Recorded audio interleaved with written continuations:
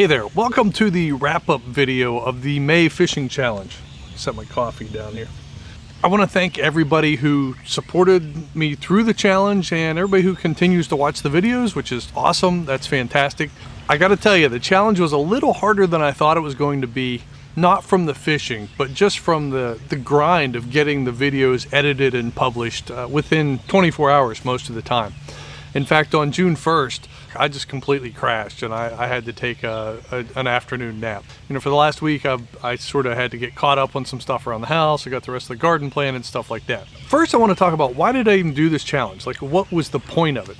As I started thinking about the fishing I wanted to do in 2022, I started saying, well, I want to make sure that May and October I get out a lot, because those are really two of my favorite months to fish. You know, they're good for trout, but they're also really good for smallmouth, which is one of my favorite species. The second one was when I said, you know what, let's go fishing every day, and I scaled that back to every work day. What I knew would happen if I did that is it would force me to improve my process of filming videos and editing videos, and really help me get better at the editing process. And I think that definitely happened. You know, I got to experiment with some different things, you know, with the camera settings and the way I do things. You know, the next part of it was I just wanted to sort of celebrate the freedom that I have to actually do it, right? Instead of going to an office every day, I could say, hey, I'm gonna go try to catch some fish. And so I said, hey, why not? Sounds like a fun idea. You know, and then the last one is I felt it would start building a little bit of a base for, you know, what my channel's about on YouTube. You know, I've just gotten into bait finesse this year. I'm not an expert fisherman. If you've watched pretty much any one of my videos, you know that. I'm just out there to have fun. But I'm also trying to figure out this process of how do I make the most of bait finesse, because it is a lot of fun. I've already caught a bunch of personal bests this year, so I know it's a very effective process. And so let's talk about some of the results, like what happened by going fishing 21 days in the month of May. One, I really started to learn more about my equipment and appreciate some of the little details and variances. I am not a bait casting expert. I've never really used them much until this year. And so through the month of May, I really started to figure out how to dial those in and make the little adjustments to get more out of the equipment in different situations. In fact, at one point earlier in the month, you know, at the very beginning of the month, I was really starting to question whether or not the Aldebaran was going to make it, you know, whether I was going to keep it or not, just because I was really struggling with getting it dialed in. But just by going out on the water every single day, it allowed me to really start figuring some things out and comparing different reels and saying, oh, well, what if I do it this way? And so that was one huge thing. I think it did make me a better bait finesse fisherman, just from the equipment standpoint of being able to handle it a little bit better. I also started learning a lot about fishing knots, and you know, early in the month I was having a lot of leader failures and knot failures, and about midway through the month I pretty much figured out what was happening, and so I'll share that in an upcoming video. But I don't know how long that would have taken me to figure out if I hadn't been fishing pretty much every single day. You know, another thing is I found a lot of new places.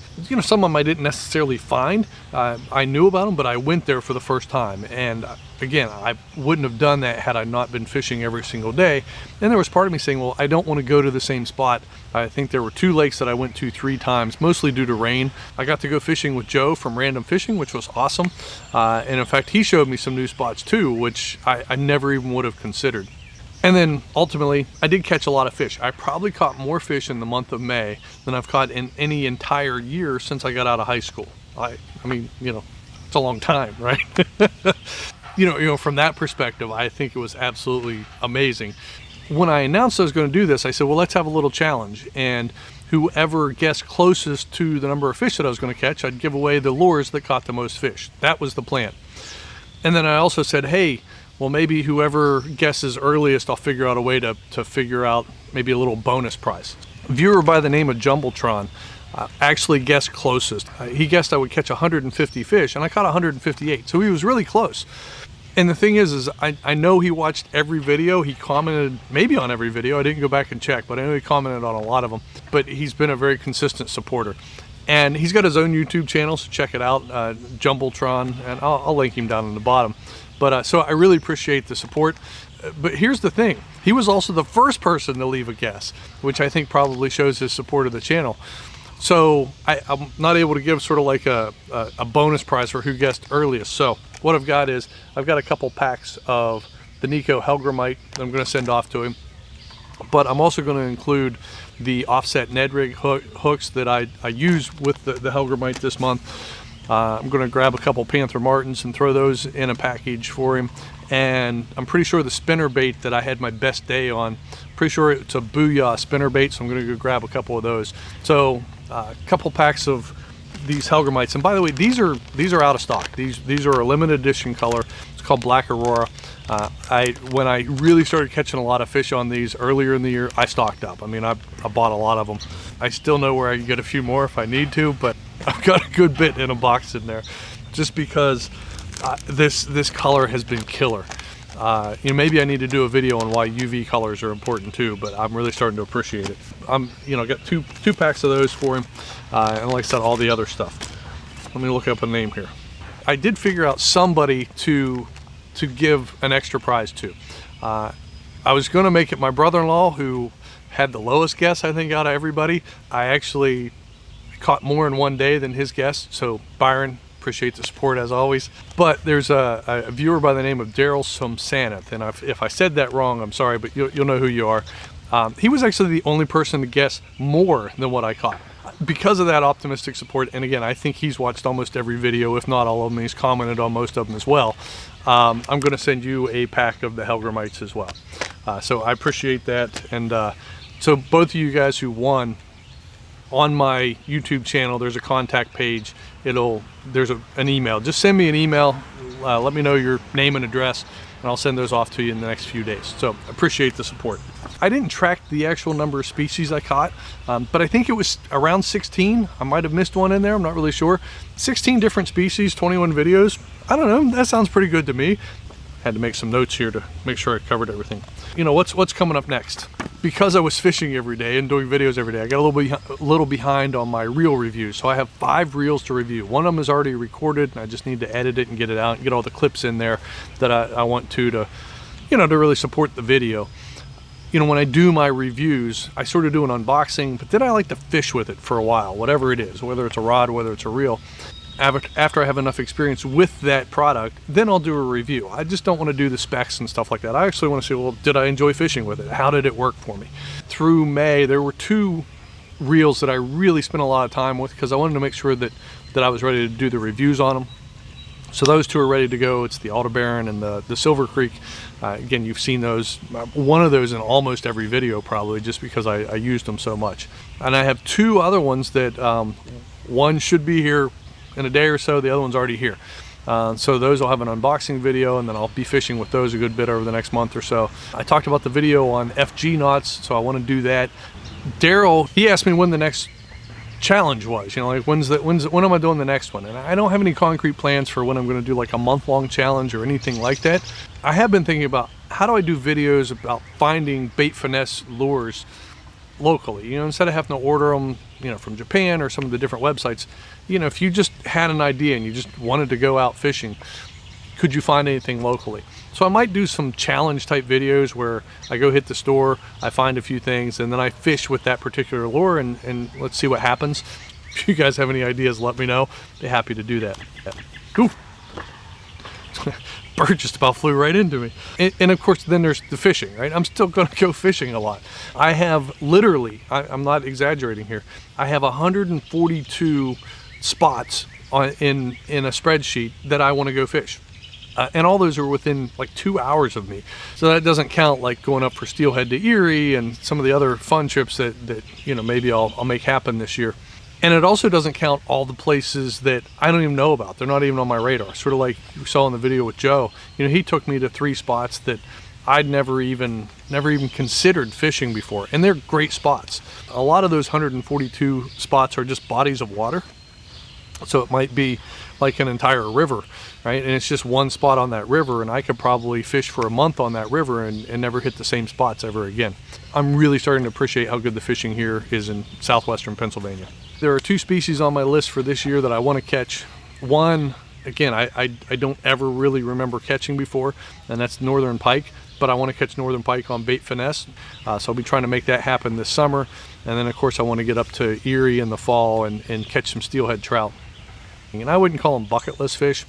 Maybe northern pike is close because I've never caught one. They seem like so much fun.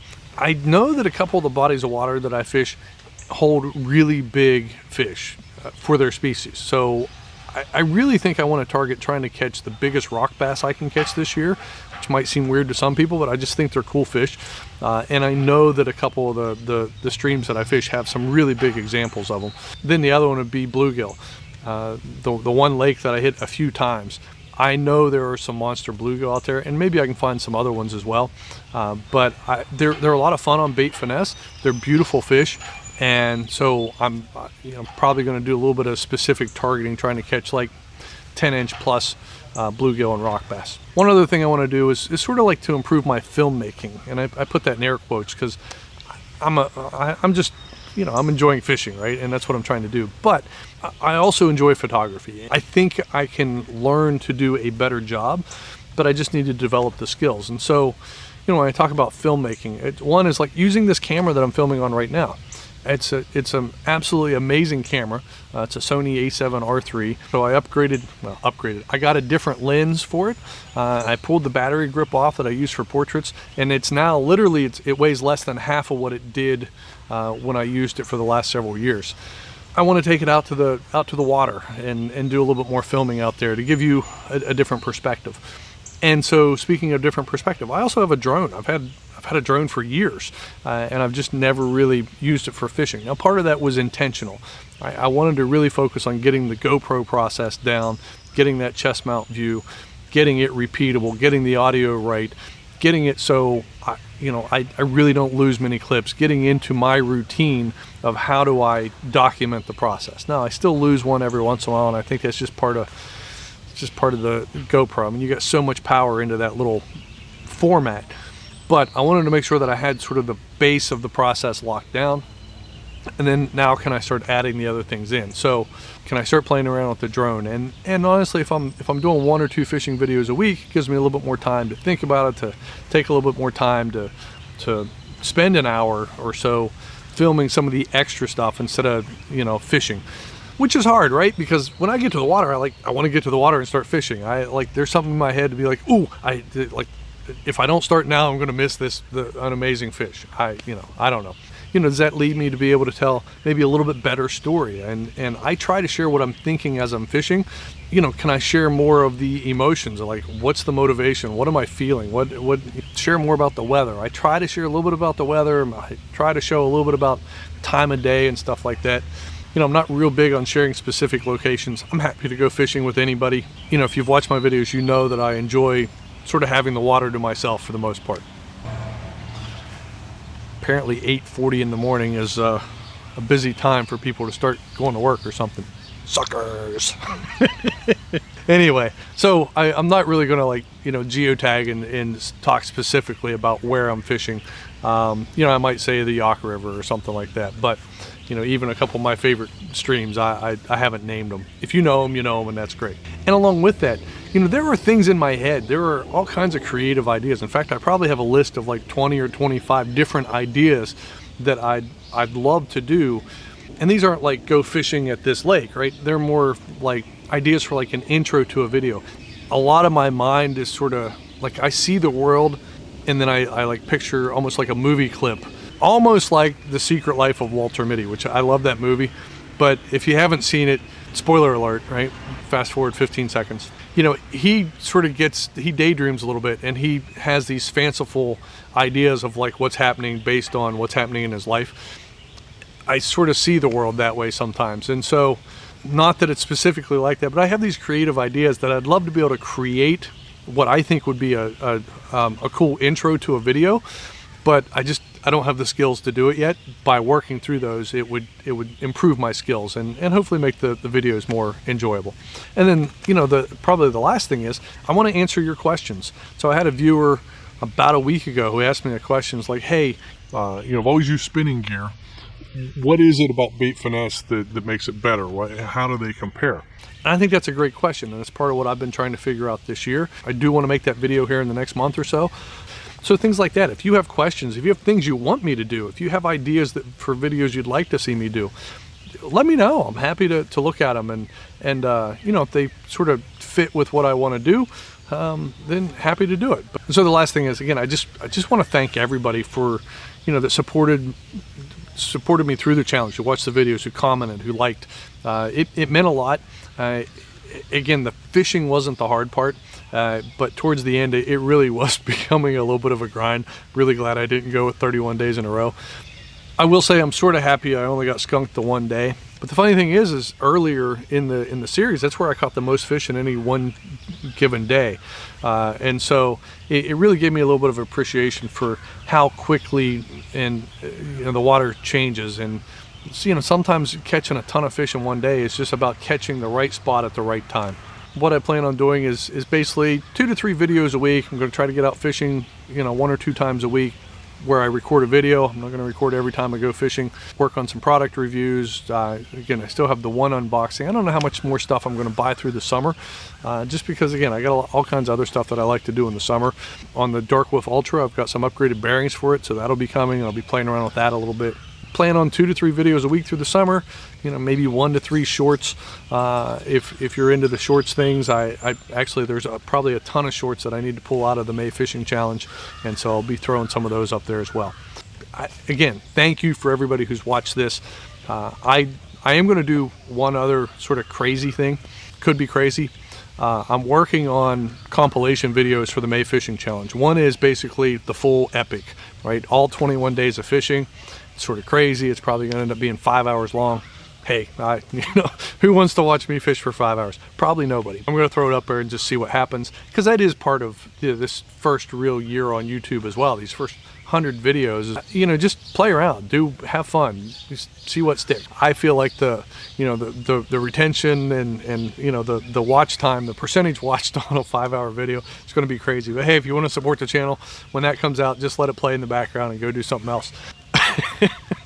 And then the other thing I'm going to do is, of the 158 fish that I caught, I probably have 150-ish on video. There was only a handful that I didn't get on video. I'm going to do just the catches, you know, because there are some people who, they just want to see the, you know, all the action. They don't want the story. They don't want the commentary. That's a good question too. If you've watched to this point, you're a dedicated viewer. Do you want me to put music in some of my videos the right way? I mean, it's, you know, because if so,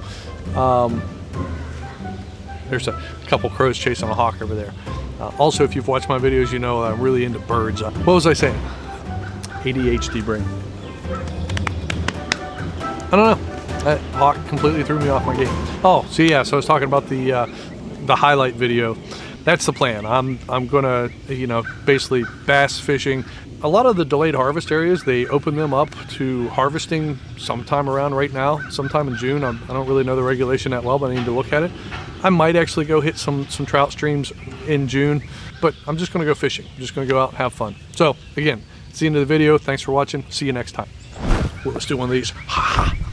Now let's do it this way so we don't. Ooh, we could do the Nikko Helgrammites.